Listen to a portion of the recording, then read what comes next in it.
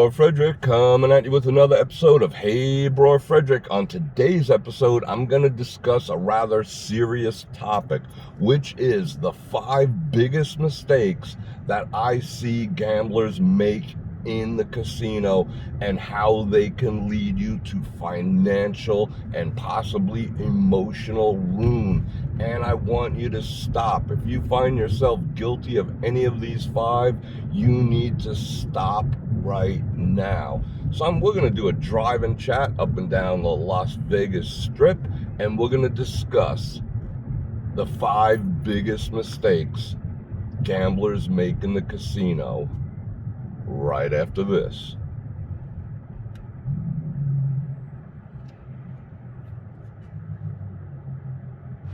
Welcome back. Again, my name's Bror Fredrik, and I invite you to like, share, subscribe, hit that bell button to get notified when I drop new videos and when I go live, which is 2 to 3 times a week, and 2 to 3 videos a week as well. So you want to hit that bell button to get notified when I drop new content. So let's get right into it. Number 5 on the biggest gambling mistakes that I see people making is betting bigger than your bankroll. It sounds very simple, but it is not. What I see people do all the time is they have a given bankroll and they start betting in increments that are too large for that bankroll. I go into detail in another video on gaming strategies. Check the links in the description for all the my hacks and my discipline tricks and my gaming strategies and all that after this video, of course, and you'll find more information in detail. But what I always recommend is to have a bankroll that is at least 100 times larger than your bet amount.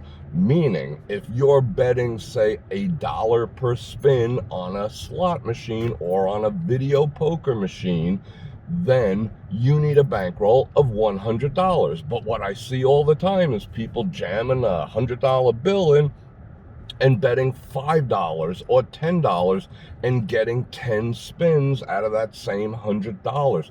Your bankroll will get demolished very, very fast. Sure, you can reach back in your pocket and keep feeding more into said machine, but don't do that. It's not good psychologically, it's not good emotionally, and it's just not good for your finances. So quit doing that. Bet proportionate to your bankroll. If you're on a 60-cent buffalo, the minimum you should be putting in there is $60 to $100 and running it down to possibly half and getting the hell out of there. But don't bet bigger than your bankroll allows. It feels good. Everyone wants to feel like a high roller, Diamond Jim and all that. You know, impress your friends. Look at me, how much I'm betting. Oh, look, green, throwing around green chips. Just stop. Bet proportional to your bankroll, and that is the easiest one to overcome. Now moving on to number 4, chasing comps. I've been seeing so much of this lately. I'm going to do an entire separate video on how bad it is to chase comps. It is a horrendous idea, but it's gaining in popularity and velocity like crazy lately because there's so many new people coming to town who are inexperienced that they feel like the comp is where it's at. The comp is the goal of Las Vegas, to get comped. And a lot of people are feeding machines and feeding tables with the almost the exclusive and sole purpose of gathering comps. But what the heck is a comp? A comp is a portion of the money that you've lost that's being given back to you. So a comp is a booby prize in the grand scheme of things. Stop thinking a comp makes you a high roller. Stop thinking a comp makes you a baller. Stop thinking comps make you, diamond gym in town. Look at me, I'm getting free rooms. Yeah, you're getting free rooms and free play because you're losing your ass. There's only two reasons why this town gives you comps. If you're losing your ass or you beat them big at some point and they want you back in order to get that money back. That is the only two reasons you get comps. So if you're going to wear comps like a badge of honor, it's basically saying, look how much money I lost on my last trip, that they're willing to give me some of it back in the form of a comp, which is a rebate. And I see people playing machines and tables, gearing their play, their coin in. Everyone's getting familiar with that phrase. Their coin in order to get comped. So you're basically paying for your own comps. It's a preposterous thing. It's a trap. People, don't get involved in gaming and gambling with respect to what you're going to get in comps. It is not worth it. You can keep the money in your pockets and buy your own way next time. Trust me. Moving on to number 3, not quitting while you're ahead. I've said this a bazillion times already, that if everyone would quit while they were ahead, whether it's $1, whether it's $100, whether it's $1,000, if everyone would quit while they're ahead, this town would be a completely different place. But nobody quits while they're ahead. Well, I wouldn't say nobody, but most people do not quit while they're ahead. What they'll do is, okay, let's make it a part B also. What I see people do when they get ahead, they increase their bet size. So if they put in 100, they run it up to 150, they double or triple their bet size because it's the casino's money. Bullshit, it is your money. So why are you in a rush to give it back if you do not learn the discipline of quitting while you're ahead? It will just lead you to all sorts of bad habit patterns and financial ruin. I always say discipline, discipline, discipline. And guess what? Discipline, and even more discipline. You have to get that discipline to quit while you're ahead. It doesn't matter. If you put in 100 and you run it up to 150, get the hell out of there. The machines, let me put it this way, the machines and the tables are designed to take your money. So if you got ahead, you have beaten the odds. So you've beaten the odds against all odds. The machines are there to take your money. The tables are there to take your money. The casinos are there to take your money. So if you're ahead, you've got a winning hand. You've hit a jackpot of some form or fashion. You have beaten the odds. So it is time to get up and go. And I see it all the time. If you do not get into the habit, think back. Take a moment right now and think back to all the times you were ahead and ran it back down to where you lost. Or you ran it back down to where you broke even. And, oh, well, I just lost their money, I still have mine. No, that was your money because at any time you could have pressed that button and left. Isn't that a horrible feeling? Just think about that. How many times were you ahead and you made some gutsy move and doubled your bet, or you just kept playing because you had a drink on the way, and suddenly you're a loser? Now you're in a losing situation when you were once ahead. Don't do that. Learn how to quit while you're ahead. It is an amazing feeling. Trust me on that. Now, moving on to number 2, and number 1 and number 2, I had a hard time deciding which I should make number 1 and which I should make number 2. So technically, number 1 and number 2 are a tie, but I'm going to bring in number 2, which is a devastating mistake that you can make in a casino, which is chasing your losses. Just like you need to know how to quit while you're ahead, you need to know how to quit when you've had losing sessions. That is an absolute must. I cannot stress this enough. This chasing losses will absolutely demolish you financially, and it will demolish you mentally, because here is the mindset. You put 300 in the Buffalo, in the Heidi, whatever your game of choice is, the Willy Wonka, the poker machine, whatever it is. Now, you just, you were calm, you were in a good mood, and it just didn't go your way. Maybe you were up 20 bucks out of 300. You're like, I'm not going to cash out 20 bucks on 300. I'll keep playing. And lower and lower and lower. But the machine isn't horrible. It's not terrible. It's not completely hosing you. But slowly but surely, that money is going away.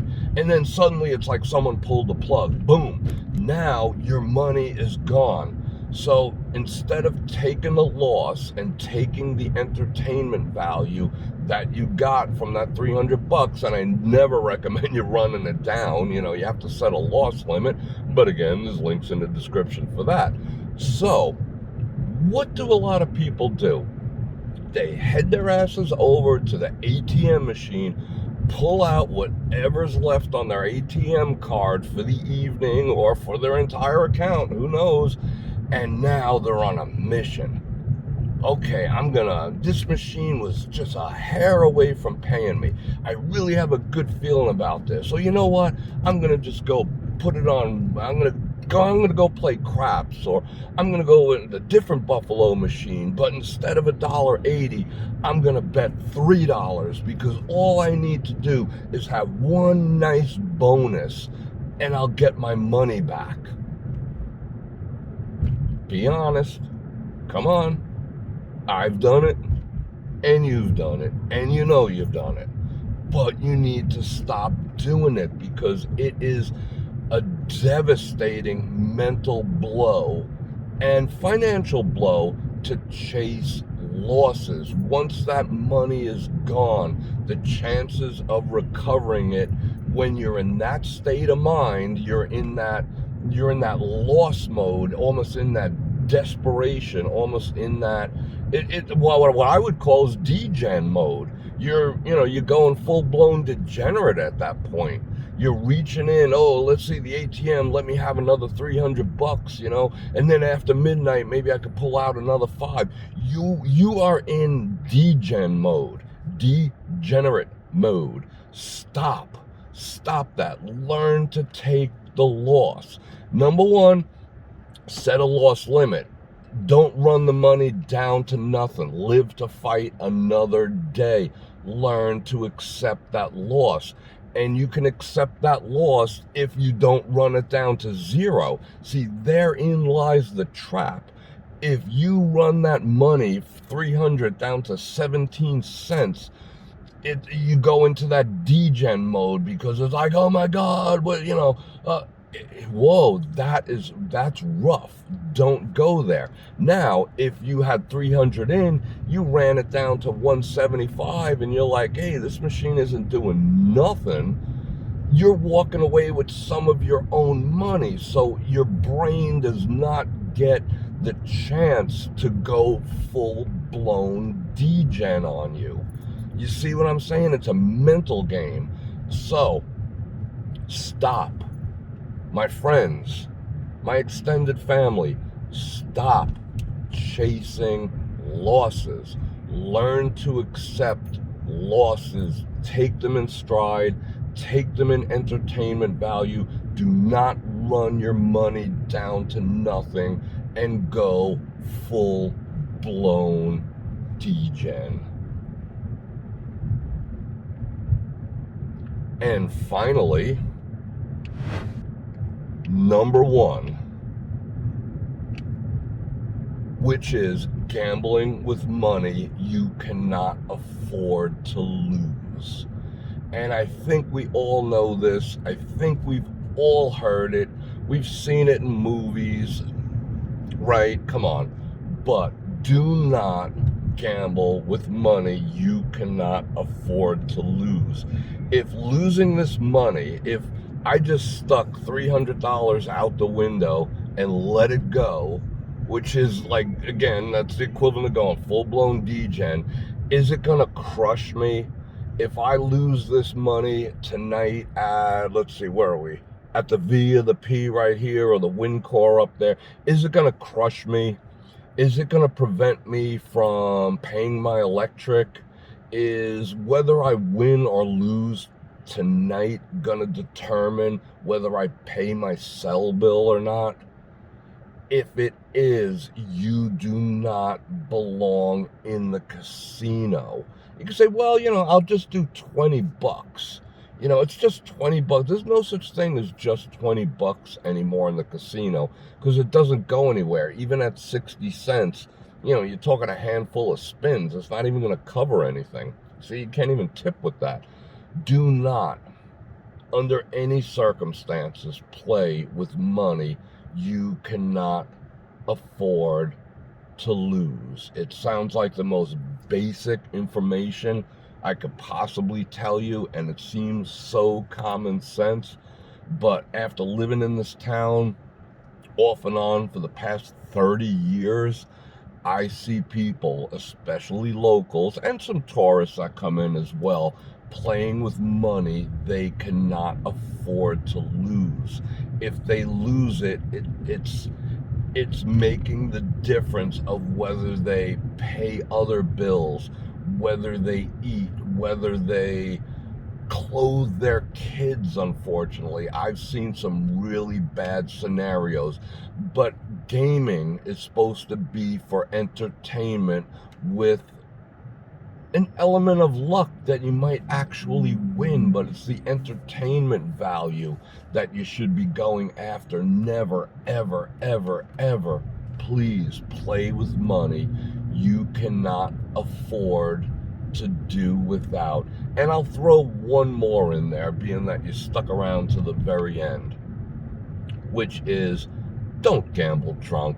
I mean, isn't that the way? Why do you think they give you free drinks in this town, or any town that offers gaming? To get you inebriated, to put a little ding in your judgment, to make you go full-blown degen, to make you think that that machine was just, so close to hitting that bonus.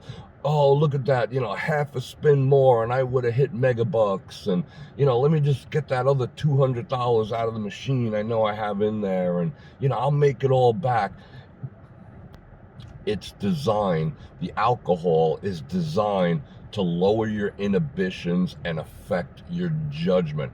So don't fall into that trap either. So I want to thank you for coming along for this somewhat serious topic, and I hope you learned something. I hope everyone's doing a checkup from the neck up. If you identify with any of those 5 or 6 things that I identified for you being the worst things gambling wise you could do in a casino, I truly hope, whoa, that was a bump. I truly hope that you get those under control. I have faith in you that you will. I honestly do. And if you can get Vegas level discipline, which is what's needed to survive in this town and to conquer that list I just gave you, if you get Vegas level discipline, you will have discipline in every single other aspect of your life. it'll just permeate everything and make you a better person. So let's do it together. Let's be strong. Let's be disciplined and avoid those mistakes. Just stop now. And if you need help, there's plenty of people you can reach out to, plenty of hotlines you can do that. I want you to have fun in the casinos. I don't want you to beat yourself up in the casinos. And right now I'm going to drop the 9% word of the day right up here. Bam. Drop that in the comments. That lets YouTube know, and it lets me know that you stuck around to the very end. According to YouTube's own stats, 9% of all viewers stick around to the very end, and I would love for you to be one of them because that helps the channel out tremendously. And once again, I invite you to like, share, subscribe, hit that bell button. And if you'd like to support the channel, you can go ahead and do that with Patreon, get a channel membership, or click on any of the links in the description below. And I have everything in there, from the underwear that I wear, to the books that I read, to the cameras that I use, you name it. There's a link for it. No obligation. Doesn't cost you a dime to check them out.